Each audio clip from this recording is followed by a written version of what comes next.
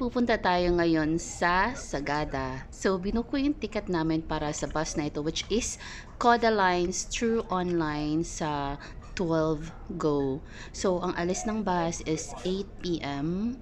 and expected na dadating tayo sa Sagada around 7 a.m. to 8 a.m.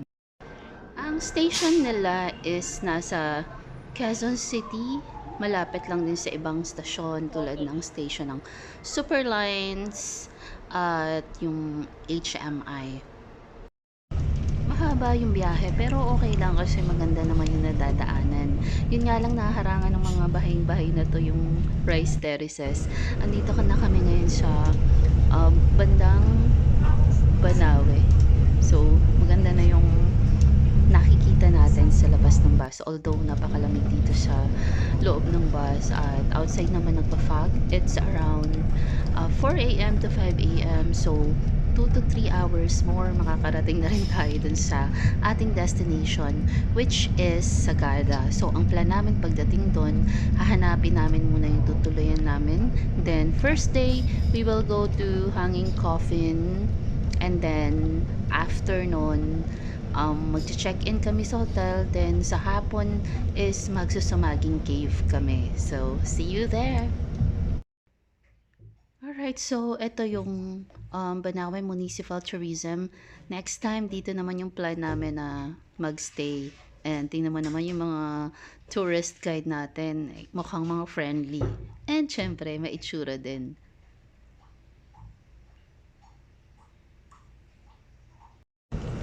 Dito naman sa lugar na to, kasi nga dito yung talagang view ng Banawe Rice Terraces. Ang daming tao, ang daming na rin bahay, ang daming hotel. So, hindi mo na makikita dito sa kalsada yung Rice Terraces kasi nakaharangan ng mga bahay.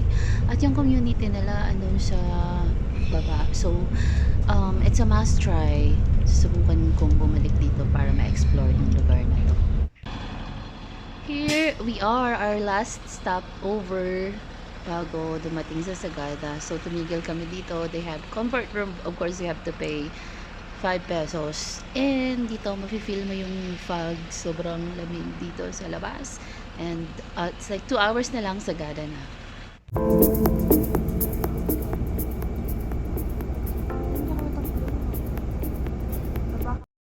So, hinahanap namin yung titirhan namin for one night. Mag-iwan lang muna kami ng gamit and then maggagala na kami dito sa Sagada. So, dito sa Sagada Bistro Cafe, syempre nagkape muna tayo with your best coffee with Muscovado sugar. Then, hindi kayo makakapaggala hanggat hindi kayo nagre-register dito sa Tourist Information Center.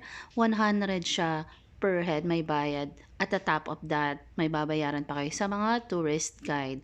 Eto, may mapa naman sila dito ng Sagada kung saan kayo pwedeng pumunta. Pero dapat every lugar na pupuntahan nyo, merong tourist guide fee. Depende. For example, sa Hanging Coffin daw, nasa around 1,000. So, 4 lang kami. So, kailangan may ka-share kayo para makamura. And then, for example, sa Bumudok Falls, iba din doon tourist guide. Then sa Sumaging Cave na pupuntahan namin, 800 yung tourist guide. So, dapat nakaprepare kayo ng 100 registration fee plus the tourist guide fee. Souvenir shop. Nandito rin yung hanging coffin sa likod natin. Ito yung hanging coffins na pupuntahan namin. May subong hanging coffins. Kasi nga yung tour, ano nila, yung Sumaging Cave yung 1,000. Sumaging...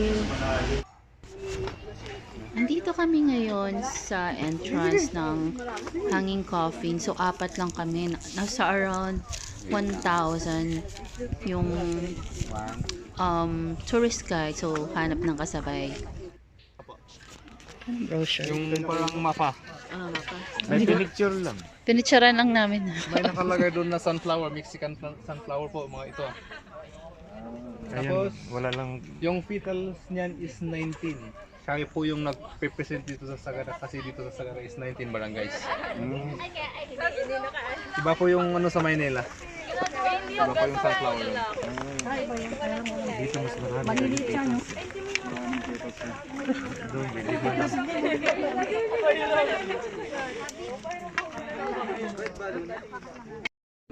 Mamatay. Ito nga yung nakita ko. Parang paggabi ang dami ng bonfire.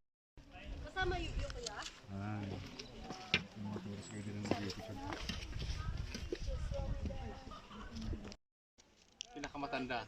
Tapos siya yung sisigaw. Pagkilala niya na may bagong may lilibing po sa baba. Yan po ang intention na dito.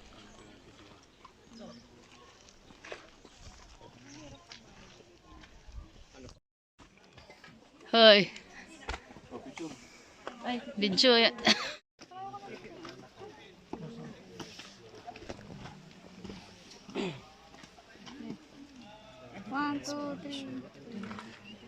Sila naka-fetal position, nakapopo. Parang buntes, nakaganito po siya. Kala ko bata. Parang ganito po. Nakaganon. Picture. Kaya mayo, Ganito. yung mga statue na kaganyan. Yan. Ano? Ganyan ang naka-fetal position. 1993, siya yung pinaka-latest siguro. Yung pinaka-latest po is yung baba ng bumitog is December 2010. Ah, Yung baba ng bumitog. may mga qualified lang dyan na ano. Tapos, May nililibing pa rin dyan. Sino si Puti? meron po pero hindi basta-basta naglilibing dyan. Ah. Yung pwedeng may nilibing po dyan is yung Yung mga legendary. Yung mga, matanda na kasal, na may anak na kasal din. Ah, may mga ano. Yan ang tinatawag naming matanda. Kahit puting-puti yung buhok mo, kung wala kang asawa, wala kang anak, hindi ka matanda. May qualification pa rin. Di bata.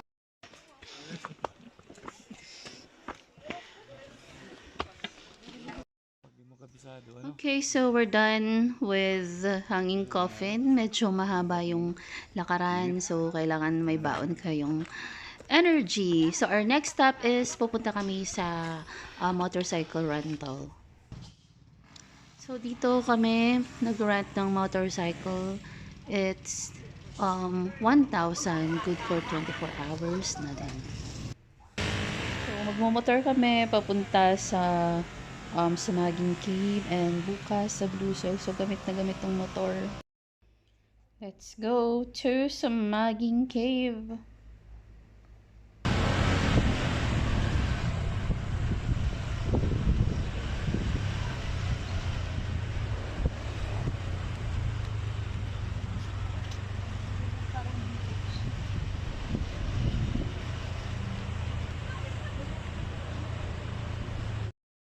Lunch muna dito sa Kusina Igorotat. Ito try namin yung sinampalukang manok. Ito yung entrance ng papunta sa Sumaging Cave. So we're just waiting for our tour guide, James. So marami na rin daw yung nasa baba. So traffic siya sa baba. Ang daming tao. Makikita nyo naman. Ang daming nakapark. So they have reminders here. This activity is not advisable daw for people with fear of height, closed spaces with heart ailment and asthma. Not enter the cave under the influence of alcohol. So papasok na kami dito. Sabi nila ang dami daw tao sa baba. So aabutin tayo dito ng mga 1 to 2 hours. Sumaging. Banana Cave. So, pagdating sa ilalim, madilim na.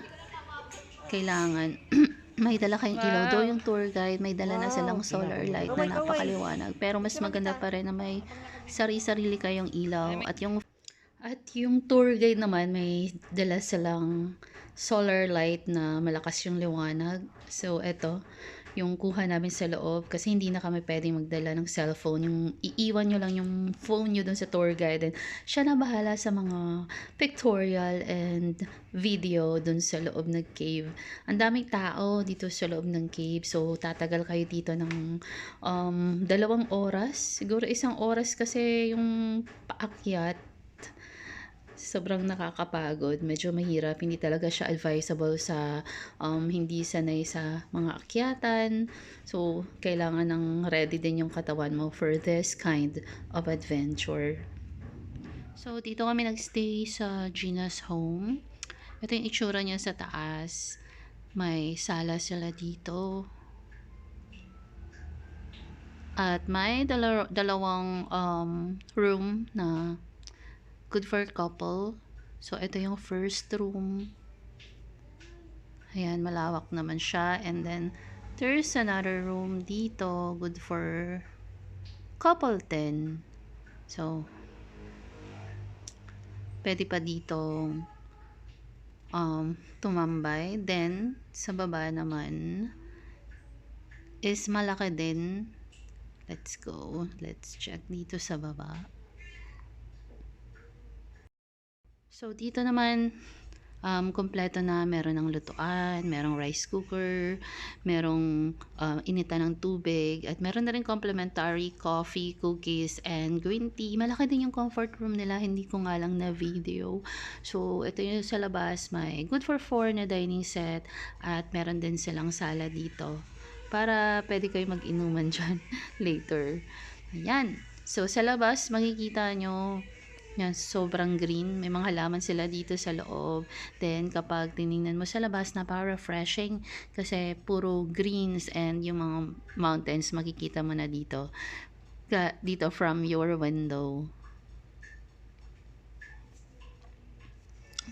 So, we booked Gina's home through Agoda online booking for 2,300. You just need to add if there is additional person. So, ayan, multi-awarded pala to sila ng Department of Tourism and Asian Homestay Standard from 2023 to 2025. At syempre, hindi nagpahuli, nagpa-picture sa mga trophies and award. Itong kuya ko talaga naman. So, yan ang aming day 1 dito sa Sagada. And tomorrow, pupunta kami sa Blue Soil. Panoorin nyo yung aming Sagada Travel Part 2. Annyeong!